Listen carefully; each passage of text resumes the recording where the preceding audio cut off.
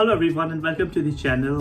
So I know the title and thumbnail is a bit kind of juicy, it's a bit juicy kind of a topic, but I think this is something which I was searching for when I came to UK, because when I was in India, when I was looking to come to these abroad countries, I was seeing like my friends are buying iPhones, my seniors are buying iPhone, they're buying cars, and I was just like a bit curious that how these people buy all of this expensive stuff, whereas when they were in India, they were just like, just like a normal person who can't afford iPhone or cars, right? And when they go abroad, they've got all this expensive stuff, and I was like a bit curious to know that how these people do this. Now I know the secret that how do this all people fund themselves for an iPhone and a car. So in this video I'll be specific for an iPhone, that when you're in the abroad, when you're going to UK for example, how you can buy an iPhone at a low cost.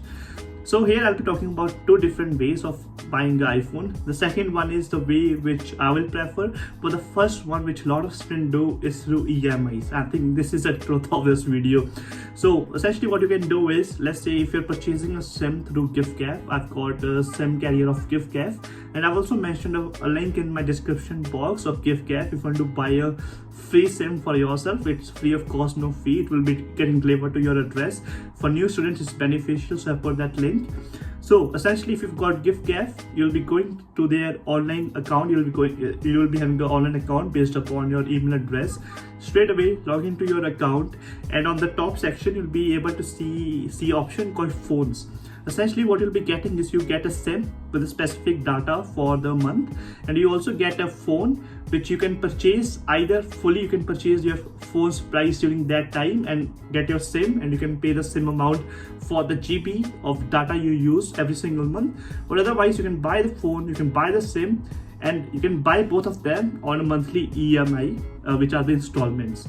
So I think this is a way which a lot of students actually opt for, because I think the EMIs go for an iPhone, it will go as low as to about like 20 pounds, 30 pounds, 40 pounds. Like if it's a more latest model, it will be high, but if you go for some lower models, so let's say iPhone 10 and iPhone like lower than that, it will be at a very cheap cost. Like that's how a lot of students buy the iPhone. And I think I want to also make you aware about a caveat, because I don't want to sell you these big dreams, because the caveat over here is that when you are new, you need to have a good credit score in UK in order to get anything on EMI. And for the new students, it can be really hard to buy an iPhone with this route, because one of my friend, when we came here, I think it's been 1 month, and one of my friend actually wanted to buy an iPhone. So we went to the iPhone shop to buy an iPhone for him, but we couldn't get our loan sanctioned by the bank because like we were new, right?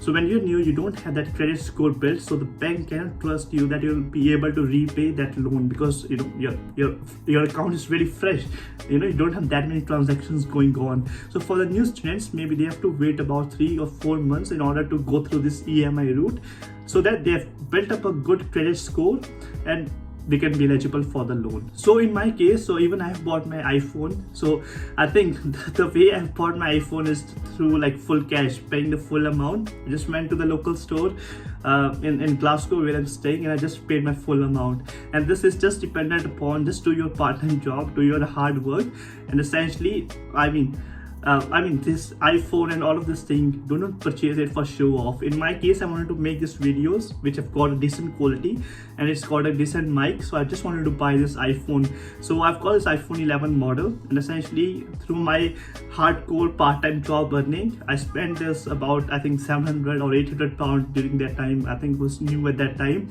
and I just bought this iPhone for myself. So this is the another route which you can opt, which is quite obvious. That's how a lot of people will buy. But I think if you're seeing a lot of students buying this iPhone and blah blah blah cars and all, especially for the cars thing, it's all down to the EMI stuff. And again, a very important thing I want to emphasize over here is that whenever you buy anything on EMI or all of this stuff, make sure you can afford it. If you can't afford it, don't buy it on EMIs, because if you missed the installment for 1 month or 2 months or 3 months, like if you miss that installment, it will be affecting your credit score. And let's say in the future, let's say after 5 or 6 years, once you're settled in the UK and you want to buy a house, house cost here about £500,000, 200,000 pounds. Okay, that's the cost. 2 crore, 5 crore, 6 crore, that's the cost over here. And it's very hard to buy that houses on the cash, right? You need a loan during that time. And if your credit score is less due to all of this stuff, like you've bought this iPhone and you are not paying them the installments, your credit score will be really low. And this means you cannot buy this like houses or cars or you start a business. For a business, if you want a loan, you can't take that loans like thereafter, because your credit score will be really poor.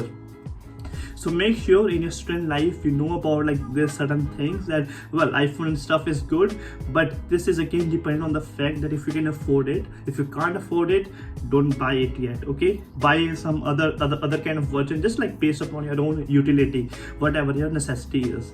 So this is just I wanted to share like in this video, like bit kind of a juicy topic, but I think I just want to make people aware that how the stuff just kind of works in all of these abroad countries. I hope this video was useful. With this, make sure to subscribe the channel for regular updates. We'll see you in my next video. Bye bye. Cheers.